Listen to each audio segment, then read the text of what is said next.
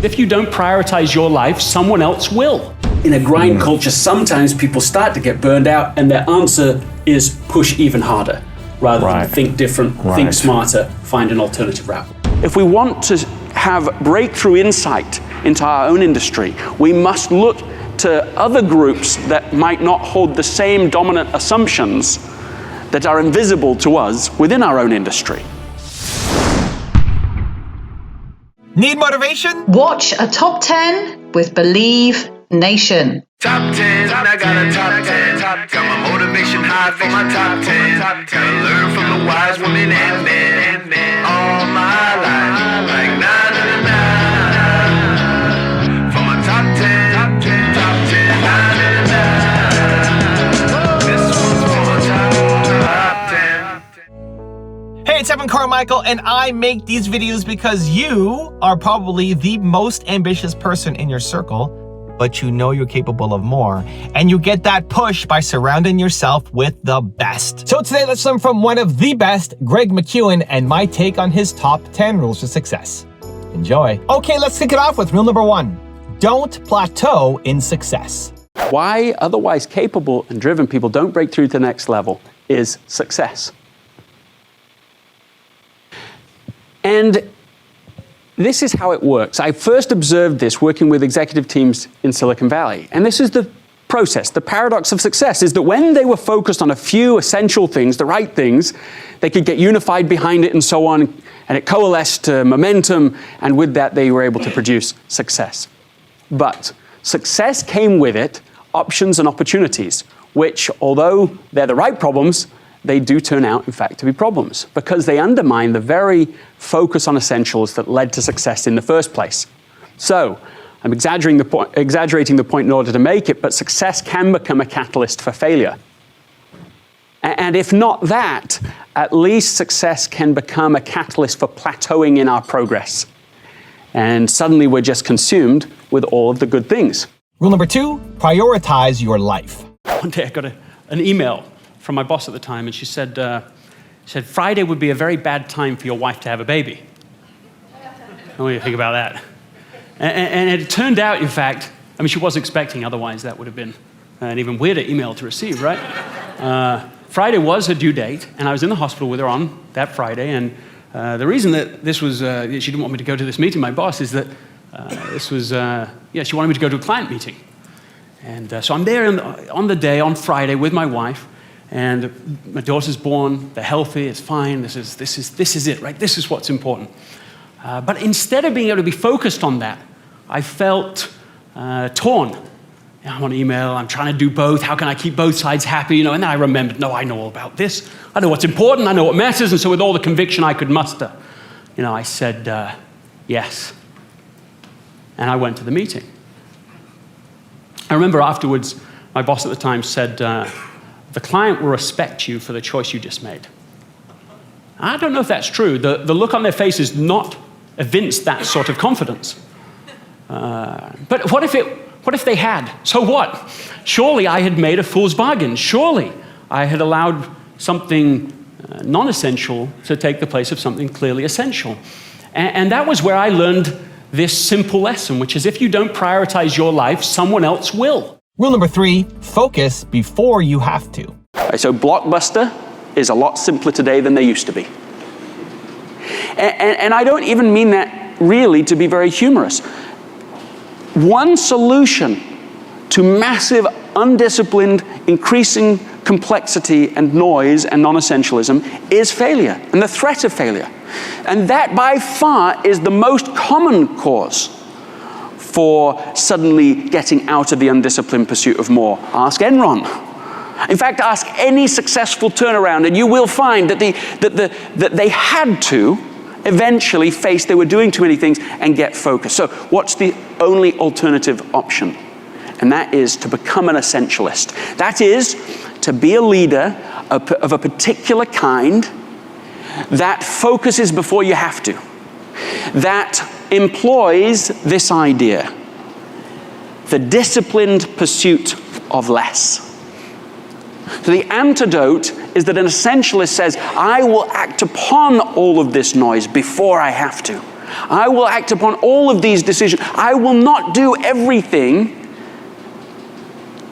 that I want to. I will be more selective, more thoughtful than that. Rule number 4, have a routine. And then as I went to research that, the Michael Phelps phenomenon there, I found that he had followed a very particular selected routine from his coach, Bob Bowman, and had followed that routine for many years prior to being in the Olympics. And this is the routine. He arrived 2 hours ahead of time.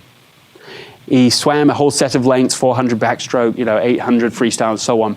He gets out, puts on a particular kind of swimming trunks. Then he sits at 45 minutes before the time. He sits on the massage table, never lies down. From a certain point on, he never speaks to the coach, and the coach never speaks to him. It's just silent.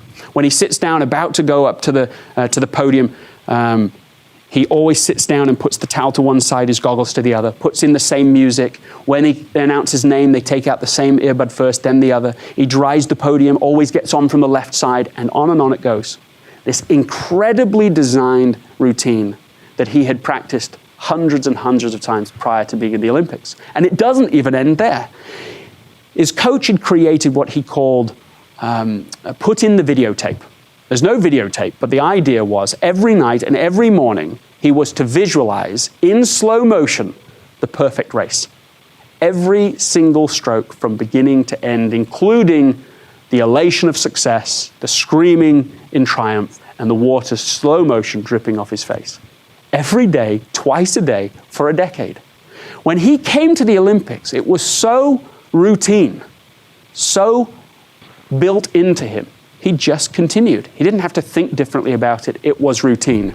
Also, if you want to have more self-confidence and self-belief, I've designed a special free training to help you do it. The science says it can take up to 254 days of consecutive action to build a new habit. And I want that for you. I want you to build the habit of self-belief. So what I'm going to do is email you every day for 254 days a link to an unlisted video that will shift your belief forward. To get on it for free, the link to join is in the description below. And so to become fearless, why not find some time every day to practice becoming fearless? I think everybody here, if I told them everything is gonna be okay, you can have everything you want. Now, what are you gonna do with your day? I think a lot of people know. I was reminded this morning of a question I'm often asked. How do you eliminate fear from your life?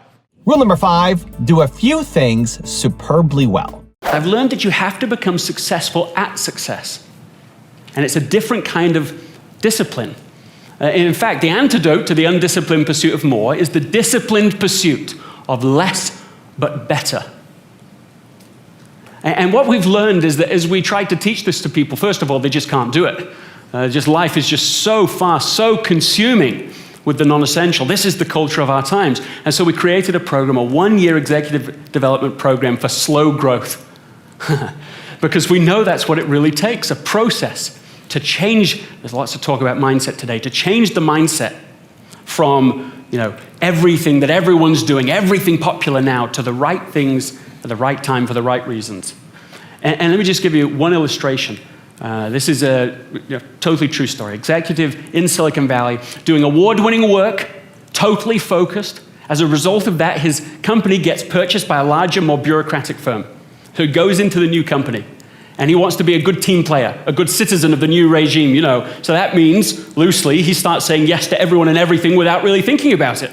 If there's an email chain, he wants to be on it. A conference call, the same. You tell me what happened to his stress. Goes up. But what happens to the quality of his work? Goes down. And there you see the success paradox already at play. And he almost leaves the company in frustration. And then someone gives him some counterintuitive advice. They say, retire, enroll. Which is different than saying quit, stay, and don't tell anybody. We don't need anyone in that scenario. But he said, what if I took a different lens and I experimented with essentialism? What if I asked myself constantly, absurdly, what is essential? Eliminate what's not. Make it as effortless as possible to do the things that matter most. Well, he does this. What happens? He gets fired. He doesn't get fired. He doesn't get fired. It would just change the whole tenor of our conversation if that is what had happened to him. Now, here's what happens. He said, I got my life back. He went to dinner with his wife every night, went to the gym. He created space at work. And in his work environment, in that space, he found again his creative freedom. And by the end of that year, his performance evaluations have gone up, gets one of the largest bonuses of his whole career. What do you make of such a story? Maybe it's just a trick, n equals 1, you know. Just one story that illustrates the point I wish to make. Or maybe at play is something foundational, fundamental, universally applicable like this. You can either do a few things superbly well, or you can do many things averagely well. And that basic trade-off exists everywhere, visually. You can either be pulled in a million directions, the undisciplined pursuit of more, or the alternative, to be able to get focused on the right few things at the right time for the right reasons. Rule number 6, take time to think. When people really get a chance to think and have the space, that they can quite easily discern between the things that are essential to them, important to them, and those things that are not. The problem is not our ability to discern, it's that we don't have the space to take the time to discern. Once we have that perspective, we can think through it. So my position is that we need to develop a routine that enables that space to think. In a world where we have so much information, we need more time to think and process it, not less. And so, one CEO that I interviewed for the book has 2 hours on his calendar every day, broken up into half-hour segments, so that he has this space to stop, to turn everything off, to think, to see the bigger picture. I think we could all do something similar to that. Rule number 7, make a trade-off. You know, your closet gets the undisciplined pursuit of more, too much stuff, overpacked. You think, if only I had a larger closet, that would solve the problem. Until you get one, you realize that wasn't the problem. That gets filled up too. And finally, you facing failure in your closet, decide to do something about it, and you take an item off the shelf as if to give it away. And then in that moment, something mysterious, almost magical happens. As it happened to you? And you look at it and you think, well, it might fit me again. It might come back into fashion again. And the item goes back on the shelf. We're asking an undisciplined question. We're saying, could I ever possibly use this again in the future? Which means the answer is yes. But what the essentialist does is becomes far more selective and thoughtful. Says, do I love it? Does it spark joy? Is it exactly the right thing? And you find that there's hardly any things in your closet that match that description, that criteria. That's the point of the questions. But it turns out it's better in your closet to have fewer things that you love over lots of things you never even wear. In a similar manner, the essentialist is thoughtful and selective. May I suggest like the 90% rule, for example. The 90% rule says, if you have an opportunity or an idea and it's like really unattractive, like it's a 1 out of 10 for you, it's not so hard to say no. It's not so hard to move away from it. But if you have an idea that's a 6, 7, or 8, and you go, well, it's good, right? It's good. In fact, it might be one of those opportunities that last year you'd have given your right arm for it. It was definitely great back then, but now it's just many, many options you have in front of you. They're all good. And that's the tyranny of the good. That's exactly what gets in the way of breakthrough performance. To go from being successful to very successful. That's precisely the problem, as we keep saying yes to the things that before we would have said yes to, but now we have to be willing to let go. We now have to make a trade-off. We now have to make a decision, which of course you know this, the word decision comes from the Latin to cut or to kill. So to decide means to eliminate. It's inherently in there. So here we have the disciplined pursuit of less. To be an essentialist means to create space to explore what is essential, to eliminate what is non-essential, and to build a system or routine to make execution as effortless as possible. Rule number 8, seek clarity. What I think is interesting about Rosa Parks and the very famous story, that she is so well known for, is that she wasn't growing up at all likely, or even just earlier in her adult life, at all likely to say no. In fact, when she first joined the NAACP, they needed someone to be the secretary, and she did it because she was asked to do it, and she said it never even occurred to her that she could say no. And so this same person who was so, willing to sort of do the things that other people were asking her and expecting of her is the same person that in a different situation is able to say no in this critical moment. So when the bus driver came to her, now what's the difference? It's important because it's the same person here. But in the moment that the bus driver came to her and said, you need to leave, you need to get up you need to leave out of these seats. She said in that moment, a feeling of clarity came over her like a warm blanket wrapped her around, and she could feel certain. And she simply knew she would never ride the bus again in that way. What I think is interesting is that she didn't try to manipulate the driver as a result. When the driver said, well, I'll call the police, her response was, you may do that. So she was clear about what she was going to do and not going to do, and wasn't trying to necessarily even get to the conversation with him. Now, of course, it caused conflict, but this is exactly what I'm suggesting, is that there's a tension between internal clarity and social expectation. And what we need to do to make sure that social expectation doesn't completely own us is to have that time and space to ask the question, what is essential? So that we can gain highest levels of clarity on that. Rule number 9, find an alternative route. To me, essentialism was about rethinking prioritization, what really matters, and figuring out what is essential. Effortless is a cousin to that, and that's about rethinking simplification, which is that sometimes we just make getting great results, breaking through to the next level, harder than it needs to be. Yeah. So it's not saying, hey, you should never work, and you should never work hard, and you should never put in effort. I believe that you're supposed to put in effort. The point is, if you can't work any harder, you've got to find an easier path.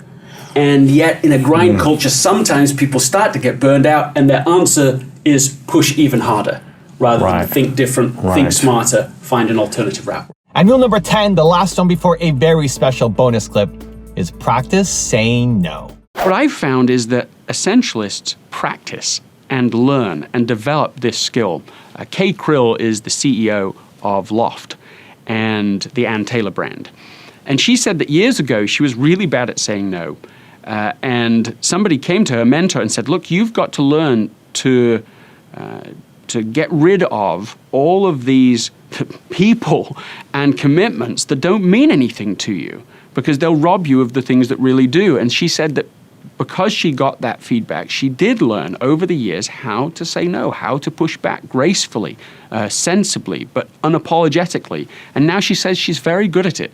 And it saved her so many, wasted hours, wasted days, wasted commitments, because she actually learned to develop a repertoire for saying no. Now I've got a special bonus clip that I think you're going to enjoy. But before that, it's time for the question of the day. I want to know, what was your single biggest takeaway from this video and your plan of action for the next week? When you just get inspired, you watch a video, you get motivated, amazing.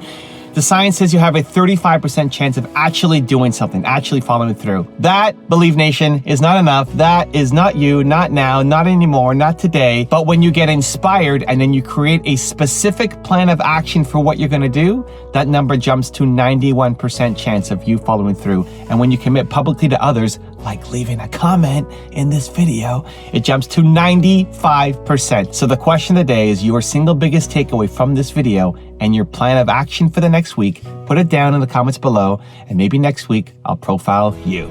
If we want to have breakthrough insight into our own industry, we must look to other groups that might not hold the same dominant assumptions that are invisible to us within our own industry. And the story that I think seems most relevant here is the story of someone who didn't just almost become a barrister in England as I did, but actually did. And he might have stayed a barrister in London, but he had a family emergency come up in South Africa. So he travels across the world, and he's on a train in South Africa in first class. Bought the tickets, and he's in first class.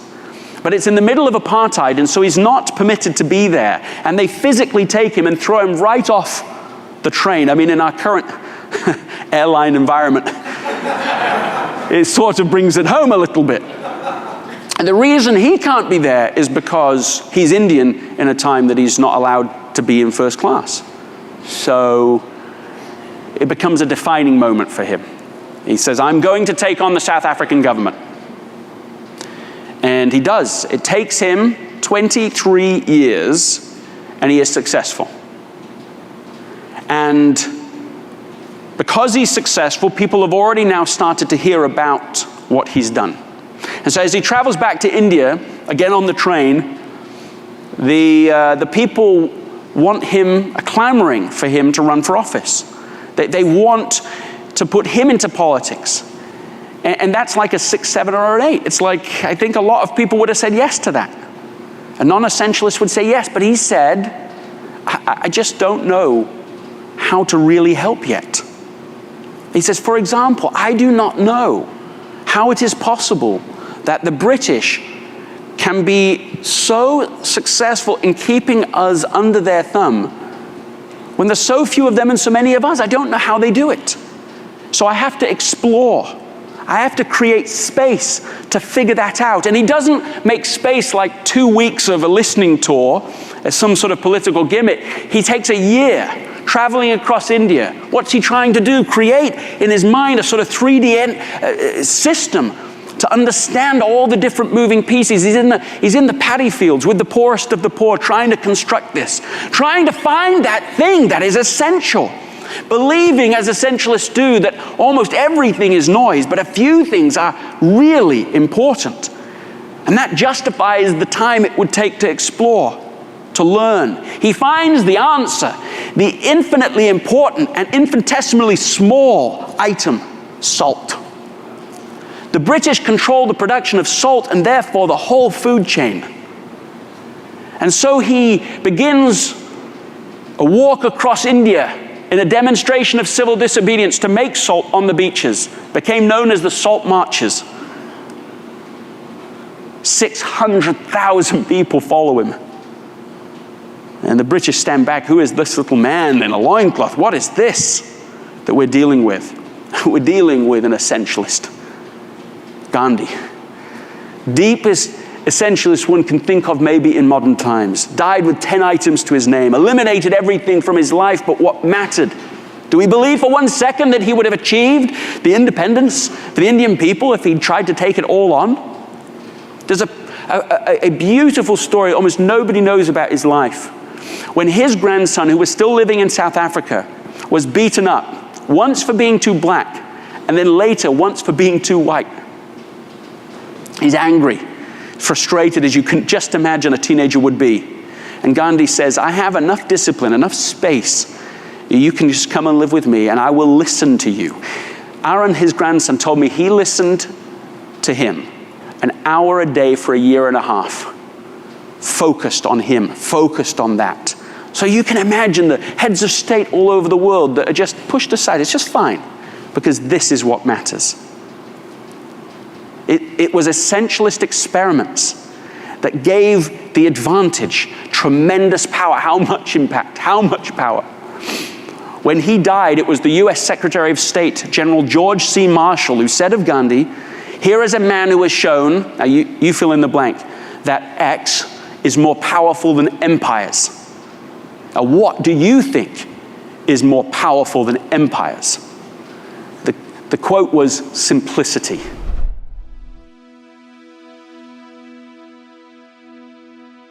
If you want 10 more amazing rules from Tim Ferriss, check out the video right there next to me. I think you'll love it.